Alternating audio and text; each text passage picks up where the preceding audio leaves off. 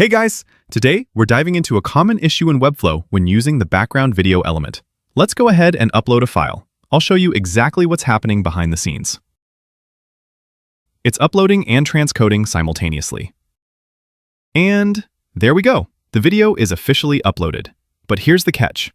We can't actually see this file in our asset panel anymore. See? No info on the video we just uploaded. So what does that mean for us? It means we can't delete it like any other asset. It's just stuck there. Let's check the total asset count. I previously had 3 assets. I'm verifying this using the Webflow Developer API. And look at that. Now there are 4 assets. Here is that new file. To manage these and actually delete them, I've built a little something for you. I created a Chrome extension that you can find right now on the Chrome Web Store. It's called Video Information Extractor for Webflow. This is designed specifically to help you manage those hidden video assets. Here's the UI. Once you add it, it appears as this clean pop-up right here. When you click Fetch Video, check it out. All the info for the video we just uploaded is right here. We have the file name, file type, and the exact file size. You can copy the direct link or delete the asset permanently from here. But what if we didn't have this tool? How would we handle this? Most people would just delete the element directly from the canvas. But does that actually delete the file? Let's find out. Checking again. Nope, the file is still there. If we check the developer API, it still shows 4 files. I'll refresh the request. Yep, still 4. It didn't delete the actual file at all. We removed the element, sure, but the file is still cluttering the server. Now, let's use our extension to delete it for real. Done.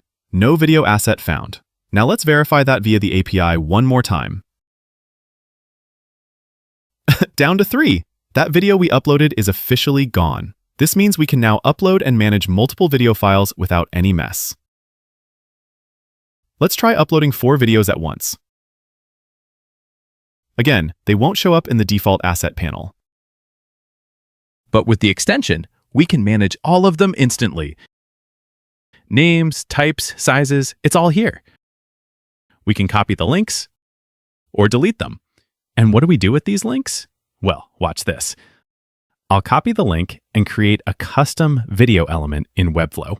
I'll set the tag to video, add my source tags,